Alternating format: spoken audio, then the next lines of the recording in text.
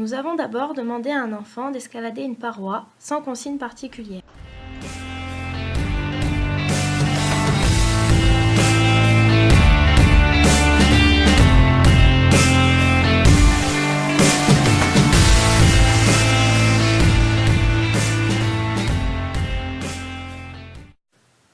Sur ces images, on observe que l'enfant n'utilise que les prises les plus grosses et les plus faciles à prendre.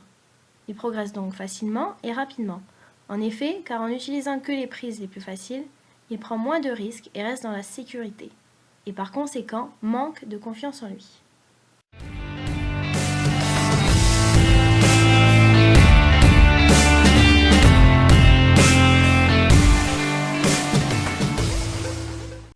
Puis on lui a demandé de nouveau d'escalader la paroi, mais cette fois-ci en n'utilisant que les prises marron.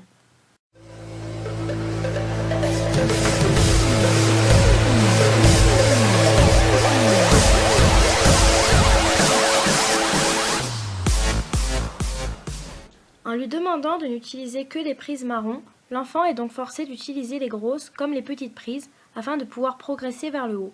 Il met donc plus de temps car les prises sont moins larges et moins nombreuses. Plus les prises sont petites, plus la marge d'erreur est augmentée. Il faut donc avoir plus d'attention.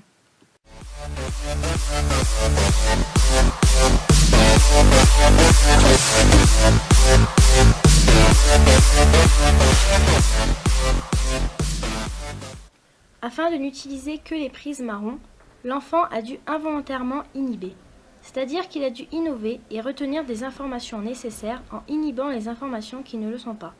Il faut donc résister à ces automatismes, cela produit donc de la nouveauté. L'inhibition joue un rôle positif et adaptatif dans l'apprentissage et permet de mieux s'adapter à l'environnement. L'inhibition est une forme de contrôle neurocognitif qui permet de s'adapter aux situations complexes. L'attention est très importante dans les activités physiques et sportives. C'est ce qu'on appelle en psychologie du développement un filtre sélectif. Il permet donc d'inhiber les informations qui ne sont pas pertinentes. La pédagogie de l'inhibition est importante afin d'éviter à l'élève de tomber dans des pièges qu'il rencontre. Il ne suffit pas de connaître les règles, il faut en permanence inhiber nos automatismes.